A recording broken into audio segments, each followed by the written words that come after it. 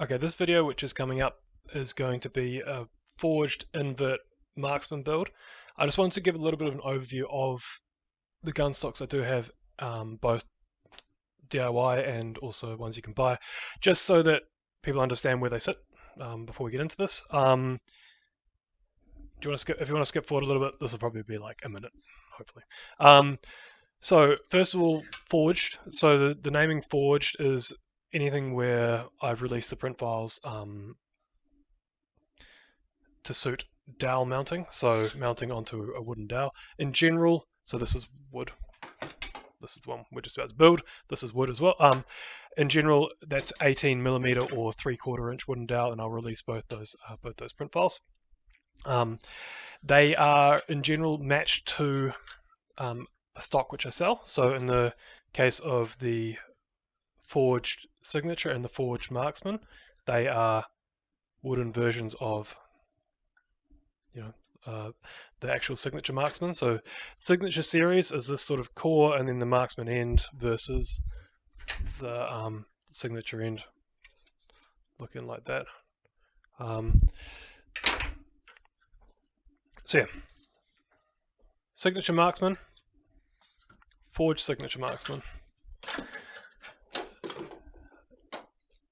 The index stock has now become, because it's not just the index, so this is an index marksman core originally, it's now an invert marksman core because it's going to be for index as well as quest. So it's a whole. Now that I've released the quest one, I wanted to do forged versions of this. So this is the index, and there's also, you can also mount quest on it. Same core though. So that's a product you can buy. Currently, only the index one is on the website. The quest version is off with testing. So invert marksman, forged invert marksman. So it's basically taking similar methodology and making it suit mounting onto a dowel. So things like these elbow joints are a bit different. Instead of going internal to the tube, they're external around dowel. You're using screws to go into it. Again, you've got the two different sizes, 18mm and 3/4 inch. Same at the rear, one which goes around the tube rather than one which goes inside. These have been sized just a little bit looser, just because the precision of the dowel sizing is not the same as I know what these are going to be almost every single time. They're going to be very close to being exactly the same. So these will be unique release parts. I'll make sure I put, rather than just being BowkVR, they will say forged on it or forged invert or something on it, just so that people are really aware they're the right things. Yeah, so forged invert marksman, and there'll be quest and index mounting onto it. Let's get into the build video. If you have any questions, come to the Discord, DM me, anything like that. Have a good one. Alright, today we're going to do a quick forged invert build. I will get into the controller mounts, however, just to start we'll just do the core, which is common between the two. First of all, what parts we have here? We have all the 3D printed parts, so there's a group of part files which you'll need to print. In general, these black parts, except for these black parts here are common to other forged products. The purple is a specific invert mount for the rear because it's perpendicular, and then these two small parts are the slide lock features. So yeah, that's the 3D print parts. Hardware wise, you need 9 wood screws. You want them to be a little bit less long than your diameter of tube or dowel which you're using, just so it doesn't poke out the other side. And then you've got an M5x30 hex, an M5 nut. Some more parts needed for depending on what controller mounts you're doing, but we'll get to that after we go through the core build. So, core build. You've got all the parts printed, you've cleaned it up, you've got your wooden dowel, you've cut it to length. So just to quickly go over the lengths we got here, we got one tube at approximately 440 millimeters long, one dowel. This is 18 millimeter dowel, but the same applies to 3/4 inch dowel. We have one at just under 75 millimeters, that's what, 3 inches, and one at 138 millimeters. So that's the rear, middle, and front tube. In terms of build sequence, it doesn't matter too much. Oh, the other thing we've done is I've pre-drilled all but one of the holes. They're aligned using that straight line method. You know, put it up against a flat thing, put a line across it. That method will be in the instructions. But in terms of where these holes are located, you have on the main tube, the rear, you have 20 millimeters in from the end, and then 50 millimeters to the first hole, which will mount this piece, 24 millimeter separation, and then 340 millimeters from the end to the front hole, and then the first of those holes, and then 24 mil separation. The position of these can be adjusted to wherever you want them to be. This is just how I run it, so it can be a starting point for people to use. The other ones are marked 20 millimeters in from each end and drilled 3 out of 4. The reason I've left the 4th is just because it allows you to, if you haven't quite got your holes perfectly aligned, it allows you to do a little final tweak on your cheek weld just to get it nice and aligned before securing at the end. Okay, enough talking, let's quickly get into it. So build wise, I will release these with the 2 variants of this just so that you've got this one's not currently released, but so it's the not BowkVR upside down. It's got Forged on there, just as a note. In no particular order right now, I'm just going to put these parts together. So just going in, lining up those holes. I might actually screw in as I go along, just because it allows me to get purchase to do the other side. There will be some loud noises in this video. Tough cookies, basically. So I'm just putting an elbow facing each way at the end. Apparently got a little bit dirty hands in the workshop. So sometimes it's a bit tight, so I just twist as I put on. This one here, instead of, if you align the top up, you'd have the 2 elbows going the same direction. We don't want that. So you line the bottom, and you can screw through the bottom if you want, or you can screw through the top. That one there, you probably should drill it as a through hole actually in reflection. However, I'm just going to go through the bottom. There's a hole in the bottom. Just fits like this. It'll be nice and sturdy. Let's chuck this one in. Same sort of deal. Twist. You may want to use a hammer. In fact, I might quickly just go and persuade that in with a hammer. You can also file up the inside of these a bit more, or your dowel might be slightly smaller diameter.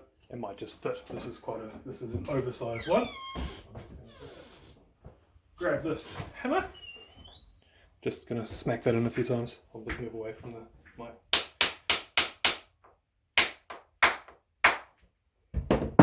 Smack that in, hole lining up. We're all good. Same deal, screw it in. So now we've got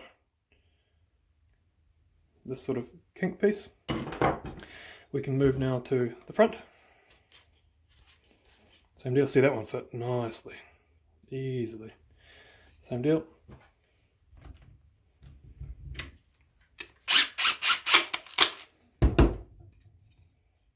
Now you've got sort of the main length of tube.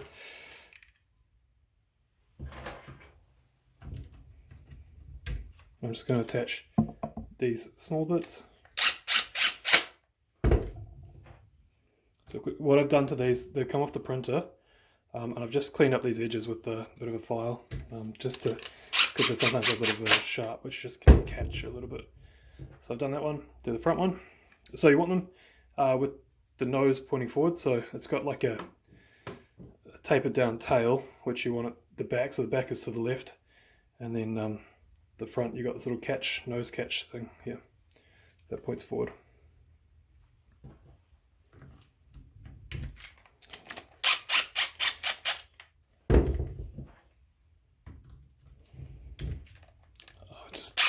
I creep close with this and I'll finish the tightening just by hand, just so I don't over tighten it. So now you've sort of got your, can't get it all on the screen, but you've got a main tube full length, and this is where your rear part starts to get put together. You can put a sling on, so I'm just going to float the sling on. I'm going to leave it loose because I quite like the ability just to adjust it from side to side. You can tighten it if you want. I'll put this to the side for a second and assemble the rear. So rear wise, just before assembly, sometimes you get a little bit of 3D printy sort of bobbly stuff in here. You just want to, file it off. Makes it a bit smoother. So this goes, to get this in, the long part goes up through the sole, clicks back, and then locks onto this little triangle notchy thing. You want to put one of these, just block out the hex, just so that it can spin, so when you can tighten it. You put that away from your body generally, so I'm right-handed, so it's going to go on the right-hand side. Just press that in, put your bolt through everything, have it so the head of the bolt drops down into that hex, and then put your pre-assembled, I need to cut my nails, onto this, the plastic side towards, just so that when you do tighten up it's pulling the nut on rather than pulling it out. So yeah, that's your slide lock. Yeah, these are reject prints, as you can tell by the part. So now this is what I was talking about with, this is going to be really hard to show on video camera with the fixed thing, but basically this allows you to align, if you had any misalignment in your marking of holes, this gives you the ability just to sort of line everything up a bit better. So looks like my holes would mark pretty nicely. So I'm actually going to put this bolt in from the bottom, just for the sake of this. I'm actually going to drill that hole because I don't want to split.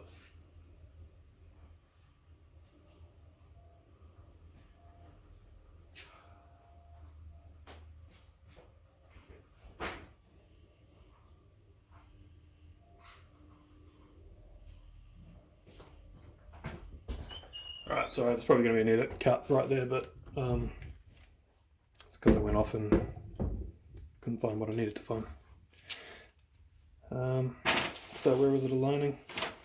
So I'm just lining this up, and then screwing a screw in. I've actually screwed my screw in from the bottom. Again, you can choose your side. That's nicely aligned. So now I've got the full core built. So now you've got your core built.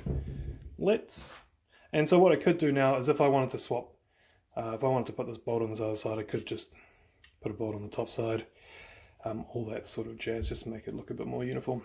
But for the sake of now, we have a stock.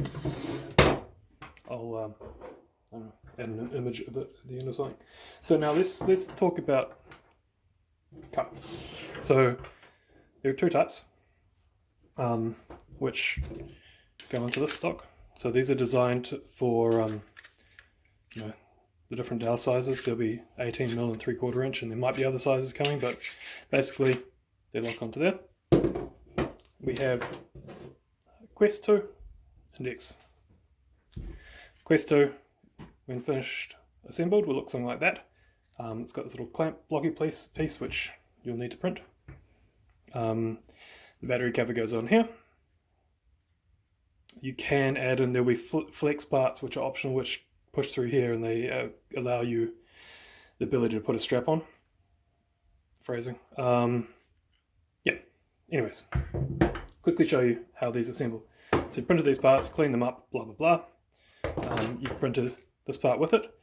Now I've got here, this is a flex part which goes in there. You might, if you don't have flex material, you may want to, I don't know, maybe a bit of hot glue in there could do it. You just really want it to, something a little bit softer which just protrudes slightly. So you might be able to chop up a bit of something.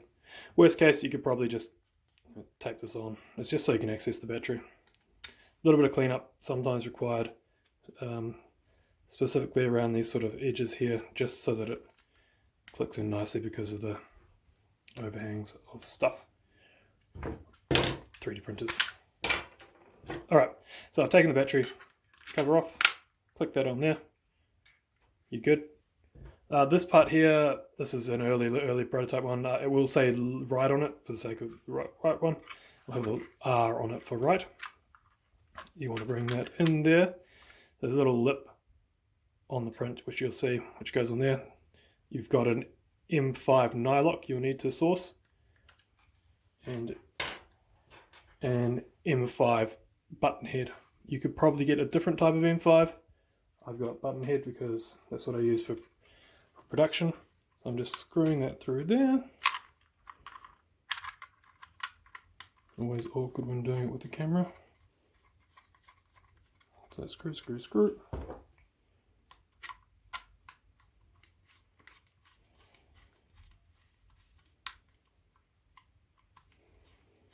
This is for an M5, it's a 3mm Allen key. So yeah, that's now locked on, and you have your gun stock. Your front and rear ones. Front and rear. So that's the Quest build. Index build is a little bit simpler in some ways. So you got your index controller, you got this part you've printed.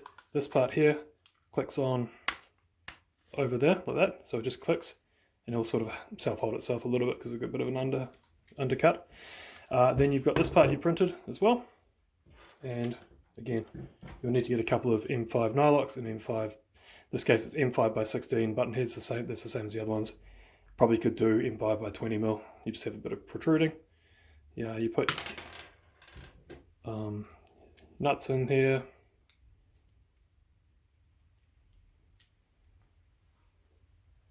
Figure out which way around it goes, drop it in there, flip it over, and then go into there and tighten up. I mean, no need to do this fully, but that's the index one, and then locks into the feature there. I have one left over. Oh, no, I was going to screw on the sling. If you want to screw on the sling, have another screw. Actually, no, that's for that one there. I put a tiny one in just because I didn't want to pre-drill it. So yeah, that's basically a build. You can attach whatever sling you want, lanyard, that sort of thing, to this sling point here, and use whichever controllers you want. The stock is fully actively ambidextrous, so you don't have to like swap parts off controllers onto another. You could just hot swap in the field. So if you have a friend over who's left-handed, so this is right hand, and then you just literally swap back like that, and you're on left-handed. One thing will be that this will be facing towards the body, but it's fine. Okay, that's the Forged Invert Marksman core with Index and Quest 2. Here we go.